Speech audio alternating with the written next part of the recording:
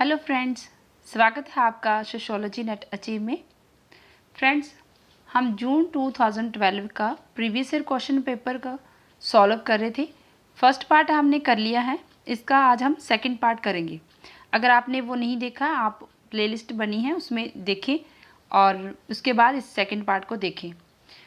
और साथ में अगर आप चैनल पे नए हैं तो चैनल को सब्सक्राइब कर लें और बेल आइकन का बटन भी ज़रूर दबाएं। साथ में इस वीडियो को लाइक और शेयर ज़रूर करें अपने फ्रेंड्स के साथ। करते हैं स्टार्ट। Question number 33। ये हमने कुछ सूची दी है, इनको मैच करना है। चिपको आंदोलन। चिपको आंदोलन सुंदरलाल बहुगुणा से संबंधित है। नक्सलवाड़ी आंदोलन चारू मजूमदार। नर्मदा बचाओ आंदोलन मेधा पाटेकर। गंगा बचाओ आंदोलन जीडी अग्रवाल। तो इसका आंसर है बी। कारावास बंदीकरण बंदीगृह अभ्यसन की प्रक्रिया को बढ़ावा देता है। जो कारावास है वो बंदीगृह जो प्रक्रिया उसको बढ़ावा देता है। इन सारे ये जो सिद्धांत है इसके खिलाफ इन सभी सिद्धांतों में से कौन सा सिद्धांत है? दंड का प्रतिकारी सिद्धांत, निवारणार्थ दंड सिद्धांत, दंड का सुधारात्मक सिद्धांत, उपयुक्त सभी। इसका आंसर है सी, दंड का सुधारात्मक सिद्धांत। ये इसमें प्रशिक्षित किया जाता है, सुधार किया जाता है। जो कैदी है, बंदी है, उसको प्रशिक्षित किया जाता है। नेक्स्ट है सफ़ेद पोश अपराध। ये टर्म किसने सबसे पहले दी? सी वार्नेट्स, बी ई सदरलैंड, सी ए कोहेन, डी इमाइल दुर्खिम। किसने दी थी? ई सदरलैंड ने। इन्होंने ये 1940 में दी थी। सफ़ेद पोश अपराध होता है जब मध्य वर्ग या फिर औद्योगिक जो मालिक हैं उनके बीच में जो गैर कानूनी कार्य होते हैं उसकी तरफ उन्होंने ध्यान आकृष्ट किया था। 1940 में यह टर्म दी थी। भाई भतीजावाद, पक्षपात, सत्ता, शक्ति का दुरुपयोग सभी किसका उदाहरण है? ये जो भाई भतीजावाद है, पक्षपात है, ये कौन सी शक्ति का दुरुपयोग होता है? ये उदाहरण है ए भ्रष्टाचार, बी अज्ञानता का, सी संघर्ष का, डी सामाजिक पूर्ण एकता का। ये जो दुरुपयोग होता है भाई भतीजावाद का भ्रष्टाचार में। ठीक है, आंसर है ए करप्शंस। Question number 37। संपूर्णानंद आश्रम प्रथम खुला कारागार है। ये किस राज्य में स्थापित किया गया था? जो संपूर्णानंद आश्रम है ये किस राज्य में था? मध्य प्रदेश, उत्तर प्रदेश, बिहार, केरल। इसका आंसर है उत्तर प्रदेश। संपूर्णानंद आश्रम उत्तर प्रदेश में स्थापित किया गया।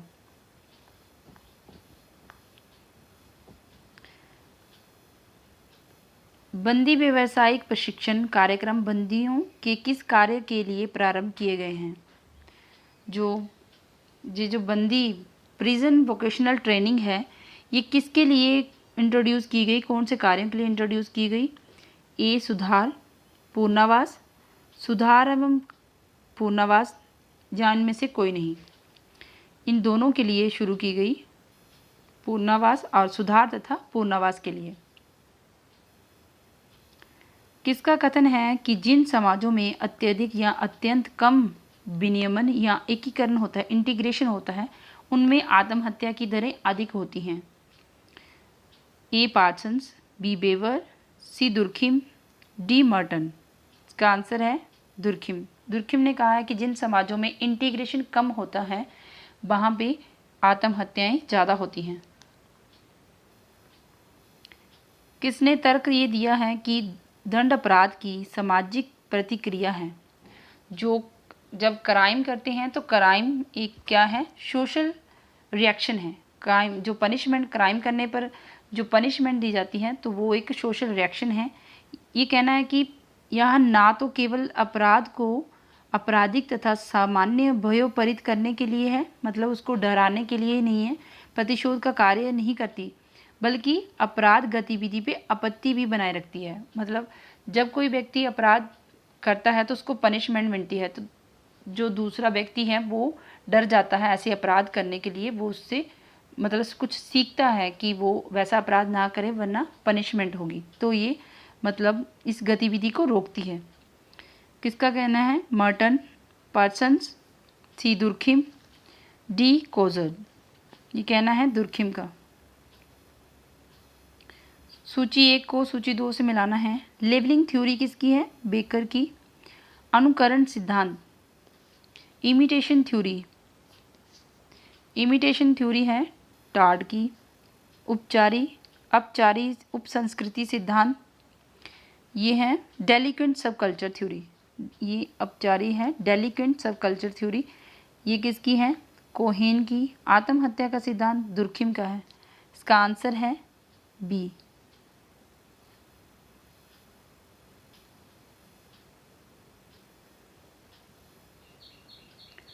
Question number 42। 18वीं और 19वीं शताब्दी में ब्रिटिश शासन के प्रारंभिक दिनों के दौरान जो जनजातीय विद्रोह हुए उनका सही अनुक्रम बताना है, क्रोनोलॉजिकल ऑर्डर में लगाना है। जो कच्चा नागा बगावत, ये जो आंदोलन मुंडाओं का बिरसा आंदोलन, ये यहीं से कट हो जाता है क्योंकि ये मुंडाओं का आंदोलन 1875 में हुआ था और ये 1900 तक चला था बिरसा मुंडा का। फिर संथाल विद्रोह, ये भी नहीं है। और कोल विद्रोह, संथाल विद्रोह, कच्चा नागा बगावत, मुंडाओं में बिरसा आंदोलन। कोल विद्रोह, मुंडाओं में बिरसा आंदोलन, कच्चा नागा बगावत, संथाल विद्रोह। इसका सही आंसर है सी। कोल विद्रोह 1831-32 के बीच में हुआ। संथाल विद्रोह 1855 और 56,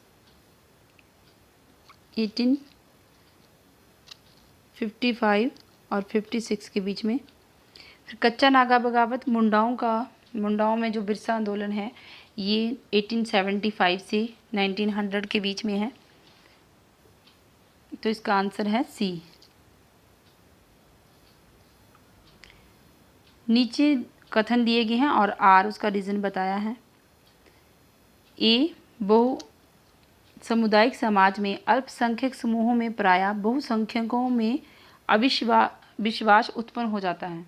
रीज़न बताया है, अल्पसंख्यक समूह प्रायः पूर्वाग्रह तथा भेदभाव के शिकार होते हैं। सही आंसर है ए आर दोनों सत्य हैं और आर ए की सही व्याख्या है। भारतीय समाज में परिवर्तन को उसकी परंपराओं के अध्ययन द्वारा ही समझा जा सकता है। ये तर्क किसने दिया? Radha Kamal Mukherjee, DP Mukherjee, MN Srinivas, SC Dubey. ये कहना है डीपी मुखर्जी का। डीपी मुखर्जी ने भारतीय समाज का अध्ययन किया। उन्होंने कहा कि जब भारतीय समाज में परिवर्तन को समझना है तो हमें भारतीय समाज की परंपराओं को समझना होगा। Question number 45। सूची का मिलान करना है। संस्कृतिकरण, पश्चिमीकरण तथा आधुनिकीकरण, ये है एमएन श्रीनिवास की। सावित्रीकरण तथा ये था यूनिवर्सलाइजेशन और पैरिकलाइजेशन, ये है रॉबर्ट रेडफील्ड। बृहद परंपरा तथा लघु परंपरा, मैकम मैरियट। सार्वभौमिकरण और विशेषीकरण, टालकट पार्सन्स। इसका आंसर है सी।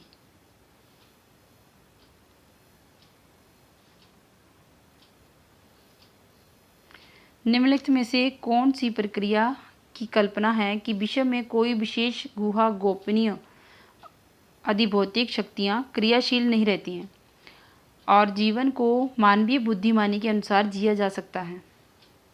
धर्मनिरपेक्षता, आधुनिकीकरण, पश्चिमीकरण, धर्मरूढ़ता, मुक्ति।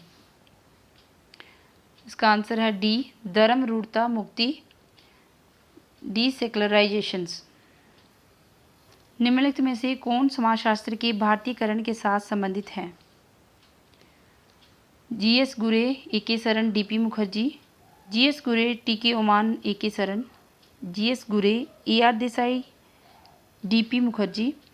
GS Ghurye, TK. Oommen, AR. Desai. इसका आंसर है A, GS Ghurye, AK. Saran और डीपी मुखर्जी।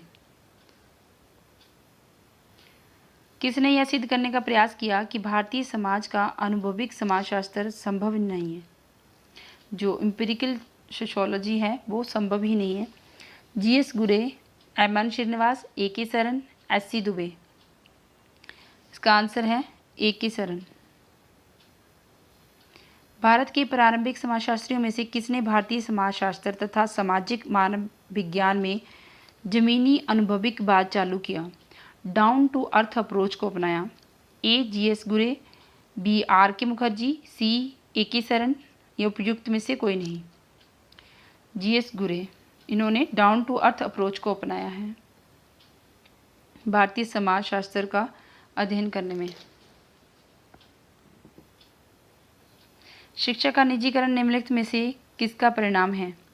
नगरीकरण का, वैश्वीकरण का, विज्ञान तथा प्रौद्योगिकी का विकास, जनसंख्या में वृद्धि। आंसर इसका बी, ग्लोबलाइजेशन, वैश्वीकरण के कारण।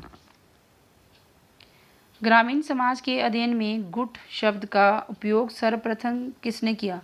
गुट शब्द का मतलब है फैक्शन। इसका यूज किसने किया? ऑस्कर लेविस ने, एस.सी. दुबे ने, रेमंड फिर्थ ने, या इनमें से किसी ने नहीं? रेमंड फिर्थ ने इसका यूज किया है।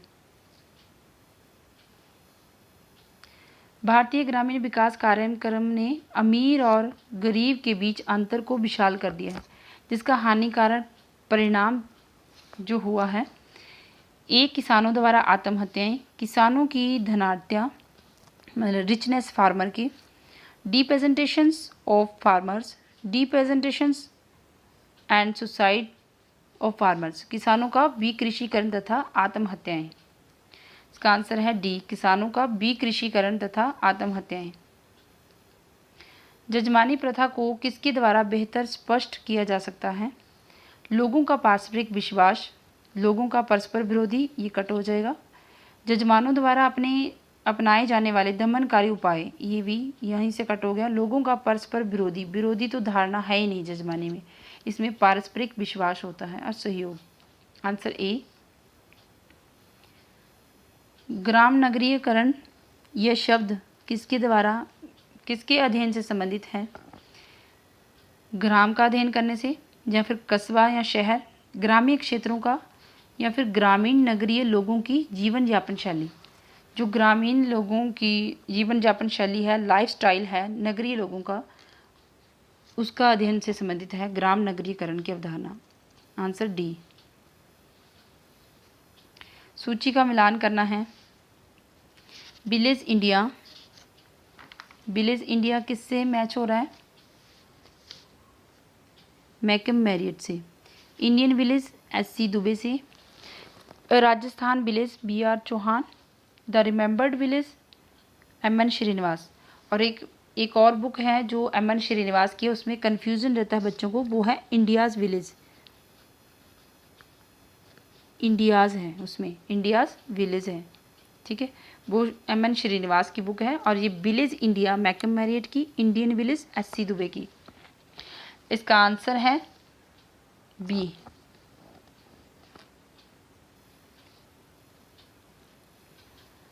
यहाँ से फिर सूची का मिलान करना है। BR. Birmani, workers participations in management. SR. Parker, MR. K Brown एवं अन्य, इसमें आएगा social sociology of industry. EB. Schneider, industrial sociology. Paul Blumberg, industrial democracy. इसका आंसर है बी।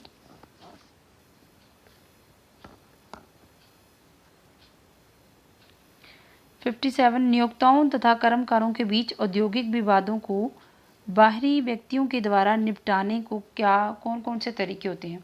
जब नियोक्ता और कर्मकारों के बीच में औद्योगिक विवाद पैदा हो जाता है तो बाहरी व्यक्तियों द्वारा कौन से तरीके हैं अपनाने के इसको निपटाने के? सुलह है, अधिनिर्णय और विवाचन। समझौता नहीं है इसमें, जिसका आंसर है फर्स्ट, थर्ड और फोर्थ। Question number 58। स्वजन पक्षपात नेपोटिज्म तथा भ्रष्टाचार भारतीय समाज में अत्यधिक व्याप्त है।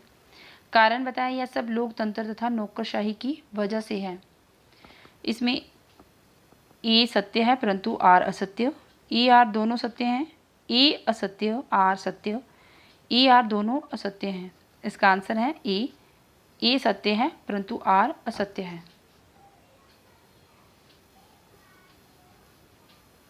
श्रम संघ क्या है? श्रम संघ एक संघ है या संगठित हित समूह, महासंघ है या उपयुक्त सभी। इसका आंसर है ऑर्गेनाइज्ड ग्रुप है, संगठित हित समूह।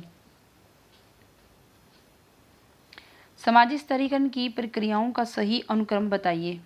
इसमें मूल्यांकन होता है, सबसे पहले मूल्यांकन तो होता ही नहीं, यहीं पे कट हो जाएगा। श्रेणीबद्ध भी पहले नहीं करते हैं, इन दोनों में देखेंगे। विभेदीकरण होता है, श्रेणीकरण, श्रेणीबद्धता, फिर उसके बाद मूल्यांकन और लाभप्रद। ठीक है, ये हमारा आंसर है बी। विभिन्न देशों में विकास के स्तर का माप करने के लिए प्रोफेसर महबूब अल हक द्वारा उपयोग किए गए मानव विकास सूचकांक में कौन सा सूचक इंडिकेटर है जिनसे हम मानव विकास का सूचकांक को देखते हैं? HDI। इन्होंने HDI ह्यूमन डेवलपमेंट इंडिकेटर दिया था। ए स्वास्थ्य, शिक्षा और आय, स्वतंत्रता, समानता और भाईचारा, समता, सामाजिक न्याय और स्वतंत्रता, खुलापन, स्वतंत्रता और समानता। ए स्वास्थ्य, शिक्षा और आय। धारणीय विकास पर आयोजित निम्नलिखित औपचारिक राजकीय अंतर्राष्ट्रीय सम्मेलन को क्रोनोलॉजिकल ऑर्डर में लगाना है जो सस्टेनेबल डेवलपमेंट के आधार पे हुई हैं।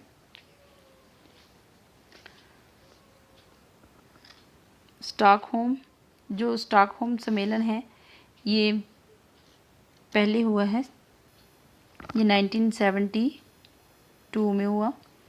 और वैश्विक, उसके बाद वैश्विक 2000 आयोग 1977 में। फिर विश्व संरक्षण कूटनीति, वर्ल्ड कंजर्वेशन स्ट्रेटजी, ये हुई थी 1980 को। और उसके बाद विश्व पर्यावरण आयोग 1987 में। इसका आंसर है बी।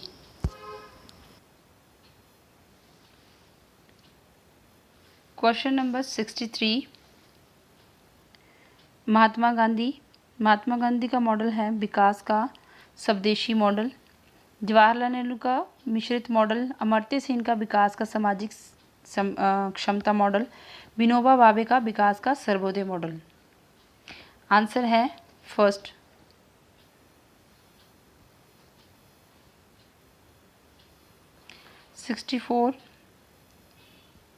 केंद्रीय परिधि, सेंटर पेरिफेरी, ये है A.G. फ्रैंक का। ये ओपन क्लोज सोसाइटीज, विविध समृद्ध समाज, ये किसका है? गुन्नार मिडल का। और केंद्र अर्ध परिधि, जो सेंटर सेमी पेरिफेरी है, ये किसकी है? समीर अमीन। न्यायिकता या न्यासी प्रथा, ट्रस्टीशिप, महात्मा गांधी। इसका आंसर है बी। सूची ए को सूची 2 से मिलाना है। A.G. फ्रैंक अभी हमने किया। A.G. फ्रैंक केंद्र परिधि, गुन्नार मिडल मृदु सॉफ्ट स्टेट, मैक्स वेबर सांस्कृतिक, समीर अमीन अनइवन डेवलपमेंट, असमान विकास। इसका आंसर है बी।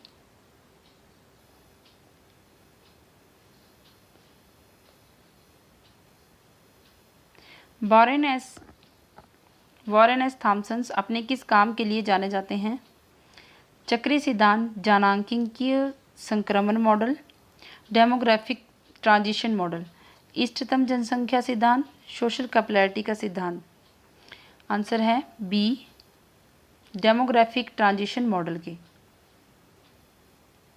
जनसंख्या पिरामिड जनसंख्या के निम्नलिखित में से किस पक्ष का ग्राफिकीय प्रतिरूपण है? मृत्यु दर तथा जीवन प्रत्याशा दिए गए समय पर जो जनसंख्या पिरामिड होता है उसमें जो ग्राफिकी रूप होता है वो क्या शो करता है? प्रजनन शक्ति या बर्थ कंट्रोल, मृत्यु दर तथा प्रजनन अनुपात। आंसर है बी, दिए गए समय पर आयु लिंग वितरण करना, ए सेक्स डिस्ट्रीब्यूशन। निम्नलिखित विचारों के जनसंख्या अध्ययन में योगदान किया है, उन्होंने कालानुक्रमिक में व्यवस्थित करना है इसको।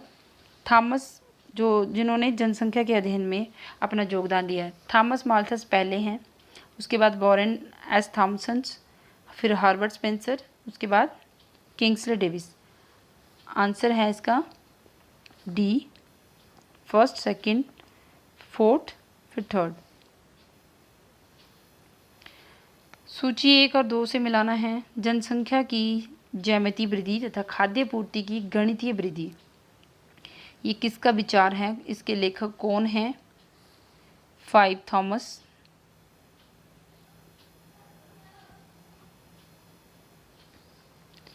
फिर पथ्य, ये डाइट थ्योरी है, डाइट थ्योरी है डब्ल्यूए की। इष्टतम जनसंख्या सिद्धांत, ऑप्टिमम पॉपुलेशन थ्योरी, ये किसकी है? डाल्टन की। सोशल कैपिलैरिटी, ये लुइस डुमों की है, सामाजिक कोशिका सोशल कैपिलैरिटी। इसका सही आंसर है सी।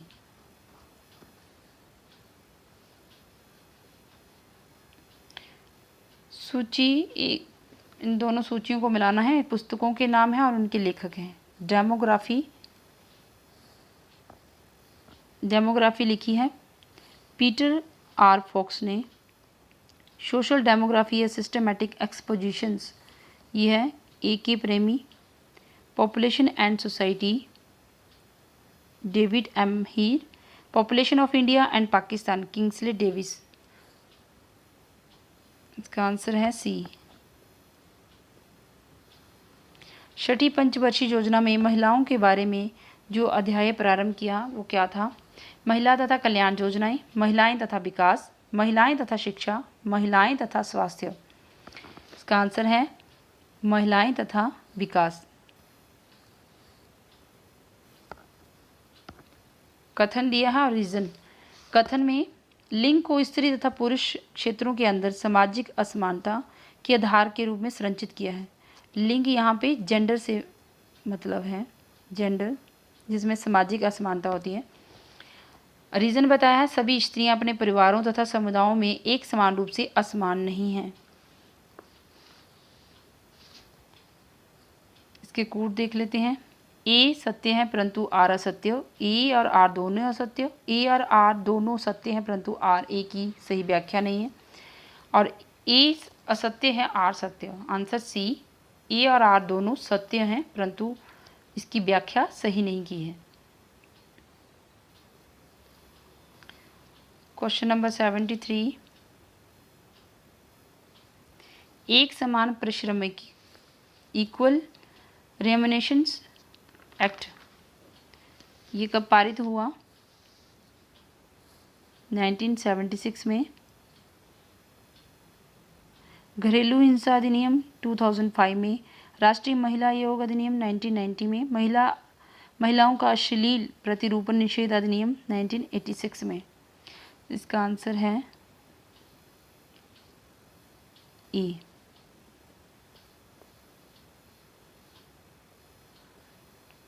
ये लिंग संबंधों के सिद्धांत हैं जो नारीवादी विचारक हैं। इसमें उदारवादी मेरी वर्ल्डस्टोन, क्राफ्टविटी फ्रीडम। जो उग्रवादी विचार नारीवादी हैं ये हैं केट मिलेट मैरी डेली। समाजवादी से हैं क्लारा जेटकिन, और उत्तर आधुनिकतावादी पोस्ट मॉडर्निस्ट सिको इरिगेरो। इसका आंसर है डी।